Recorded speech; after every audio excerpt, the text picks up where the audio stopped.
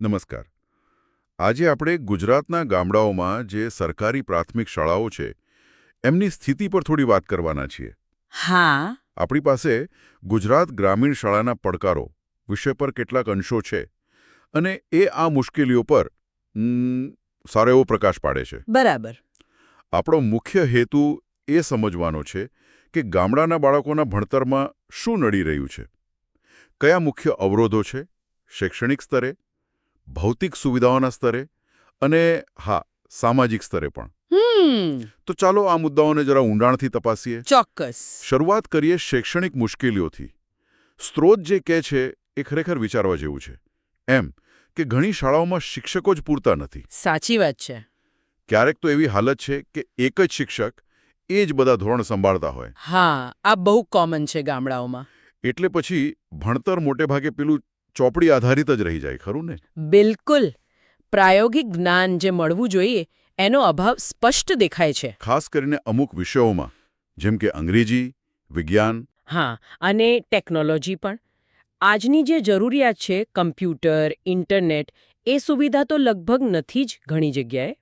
અને અહીંયા જે વાત ધ્યાન ખેંચે છે તે એ છે કે આ ખાલી પાયાની જરૂરિયાતની કમી નથી, પણ જે આધુનિક કૌશલ્યો જોઈએ ને એની પણ ઉણપ છે.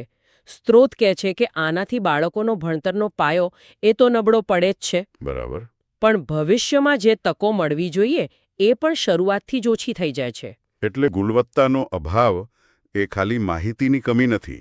ના ના, એ આખી શીખવાની પ્રક્રિયા પર અસર કરે છે.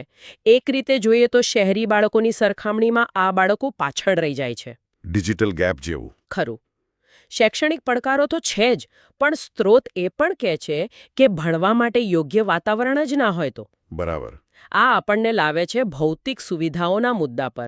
ઘણી શાળાની ઇમારતો જુઓ તો આમ જર્જરિત દિવાલો હોય, બારીબારણા તૂટેલા. હા, પંખા લાઇટ બંધ હાલતમાં. સામાન્ય છે આ બધું. પીવાના ચોખ્ખા પાણીની વ્યવસ્થા પણ કાયમ નથી હોતી, અને શૌચાલય એની હાલત પણ ખરાબ.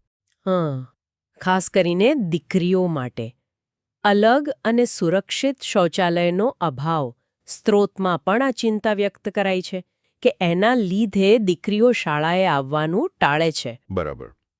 અને દૂરના ગામથી આવતા બાળકો માટે તો રોજ શાળાએ પહોંચવું એ જ એક મોટો સંઘર્ષ છે.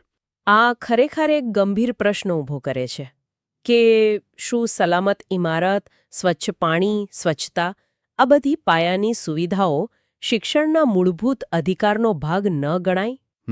સ્ત્રોત સ્પષ્ટ કહે છે કે આ ભૌતિક અડચણો ખાલી અસુવિધા નથી, એ બાળકોની હાજરી પર અને ભણવામાં એમની એકાગ્રતા પર સીધી નકારાત્મક અસર કરે છે. તો શું સ્ત્રોત એવું કહેવા માંગે છે કે જો ખાલી ઇમારત અને સુવિધાઓ સુધારી દેવાય તો પણ હાજરી અને ભણતર પર તરત સારી અસર દેખાઈ શકે?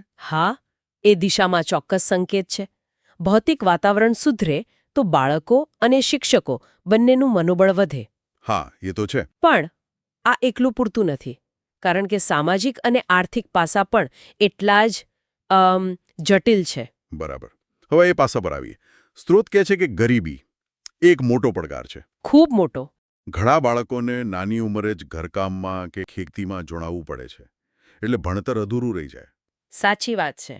અને એટલું જ નહીં, કેટલાક વિસ્તારોમાં પેલો જાતિ કે લિંગના આધારે ભેદભાવ એ પણ શિક્ષણમાં નડે છે. હા, અને સ્ત્રોત એ પણ નોંધે છે કે ક્યારેક શિક્ષકો અને સ્થાનિક સમાજમાં પણ એક પ્રકારની ઉદાસીનતા, નિરાશા જેવું જોવા મળે છે. હા, ક્યાંક અવિવેકભર્યું વલણ એવો શબ્દ પણ વપરાયો છે સ્ત્રોતમાં. જો આપણે આ બધા મુદ્દાઓને જોડીને જોઈએ ને તો ગરીબી, સામાજિક ભેદભાવ, ક્યારેક વાલીઓમાં જાગૃતિનો અભાવ, આ બધું મળીને કેવું જાડું બનાવે છે ને કે ગ્રામીણ બાળક માટે એમાંથી બહાર નીકળીને શિક્ષણ પૂરું કરવું બહુ મુશ્કેલ બની જાય છે. સાચી વાત. સ્ત્રોતમાં એક નિરીક્ષણ એ પણ છે કે ઘણીવાર નાની મુશ્કેલી આવે ને તો પણ બાળકો સહેલાઈથી શાળા છોડી દે છે. એટલે ડ્રોપઆઉટ રેટ ઊંચો રહે છે. બરાબર. એ સીધો ઇશારો એ તરફ જ છે. અને આ બધાની વચ્ચે એક બીજો મુદ્દો પણ છે જે કદાચ ઓછો ચર્ચાય છે, ભાષાનો તફાવત. હા, એ પણ મહત્વનો છે. સ્ત્રોત કહે છે કે ઘણા આદિવાસી કે અંતરિયાળ વિસ્તારોમાં બાળકો ઘરે અલગ બોલી બોલે છે. કચ્છી હોય, ભીલી, રાઠવી, રબારી. જ્યારે શાળામાં શિક્ષણનું માધ્યમ ગુજરાતી કે હિન્દી હોય એટલે શરૂઆતથી જ સમજવામાં તકલીફ પડે. બરાબર. અને આ સમજણનો તફાવત ખાલી શૈક્ષણિક મુશ્કેલી નથી. એ બાળકના આત્મવિશ્વાસ પર, ભણવામાં એના રસ પર છેક શરૂઆતથી જ ખરાબ અસર પાડી શકે છે. એટલે કદાચ કાયમ માટે એ શિક્ષણથી વિમુખ થઈ જાય. બની શકે. એ શક્યતા રહે છે. તો આ બધા મુદ્દાઓ પરથી એક વાત સ્પષ્ટ થાય છે કે ગુજરાતના ગ્રામીણ વિસ્તારોમાં પ્રાથમિક શિક્ષણ સામેના પડકારો નાના-સૂના નથી, પણ ઘણા ગંભીર છે અને પાછા એકબીજા સાથે જોડાયેલા છે. ચોક્કસ. આ કોઈ છૂટાછવાયા મુદ્દા નથી. શૈક્ષણિક, ભૌતિક, સામાજિક, આર્થિક, ભાષાકીય આ બધા પડકારો એક જટિલ સમસ્યાનું ચિત્ર રજૂ કરે છે.